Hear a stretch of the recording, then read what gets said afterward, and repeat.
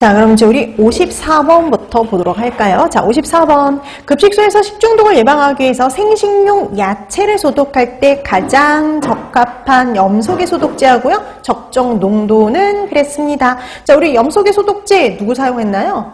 차염소선 나트륨. 그렇죠? 몇 ppm 사용했어요?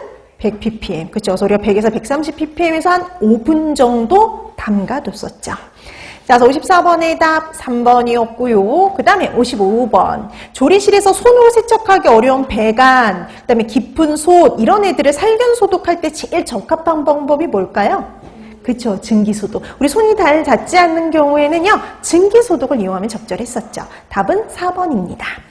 자, 다음 56번. 식품위생검사 중에 식품의 외관, 색, 냄새, 맛 같은 걸 검사하는 걸 뭐라고 그랬을까요?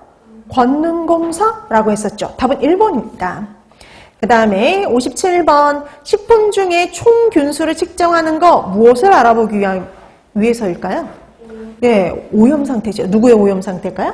원료. 그쵸. 원료의 오염 여부를 판정하기 위해서였죠. 그래서 57번의 답 4번이 되겠고요. 그럼 이번에 58번은요. 생균수. 여러분 생균수, 일반 세균수는 왜 측정했어요? 신선도. 지금 현재 신선한지 아닌지를 판정하기 위해서였죠. 그래서 58번의 답 1번입니다.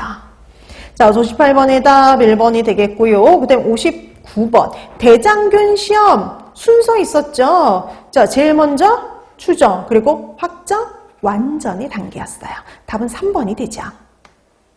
자, 다음 60번. 수질 검사할 때 우리가 최악수라는 걸 쓰거든요. 우리 최악수법, 이 대장균이 얼마나 있느냐, 균수를 알아보기 위한 시험이었죠. 자, 이 최악수가 의미하는 건 뭐였을까요?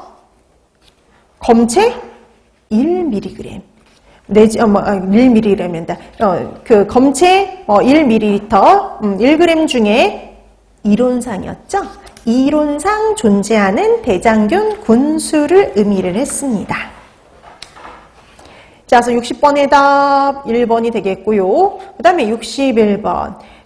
실험 동물에서 실험 물질이 1회만 투여해서 그 독성의 영향을 관찰하는 시험 그랬습니다. 딱 한 번만 투여해서 그 독성을 평가하는 거? 급성 독성 시험 이렇게 얘기를 하죠. 답은 3번이면 됩니다.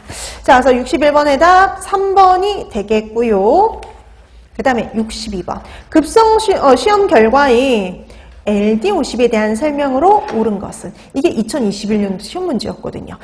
이런 식으로 가는 옳은 것은, 이런 형태의 문제가 종종 출제가 됩니다.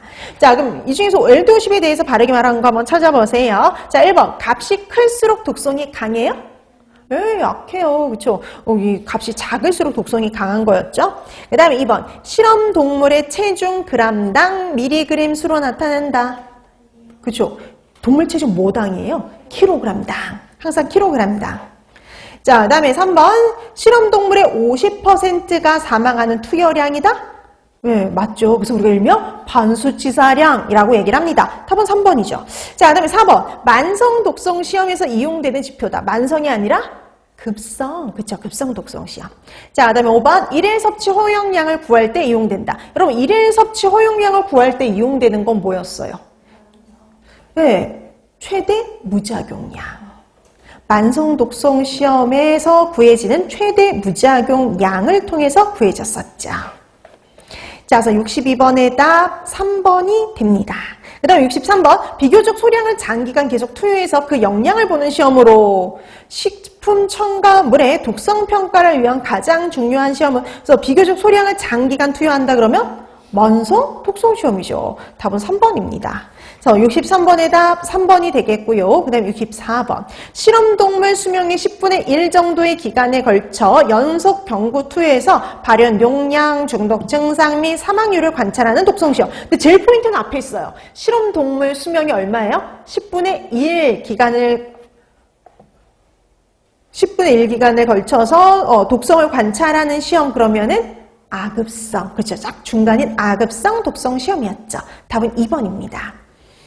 자, 그래서 64번의 답 2번이 되겠고요. 그 다음에 65번. 사람이 일생 동안 섭취했을 때 바람직하지 않은 유해 영향이 나타나지 않을 것으로 예상되는 화학물질의 일일 섭취량을 나타낸 것 그랬네요. 여러분, 우리 일일 섭취 허용량 뭐였어요? ADI, 그쵸, ADI입니다. 답은 3번이죠. 자, 그래서 65번의 답 3번. 자, 다음에 66번. 사람에 대한 일일 섭취 허용량을 결정하기 위한 식품 안전성 평가 시험은 우리 쪽은 아닌데 위생사에서 이 문제가 나온 적이 있어요.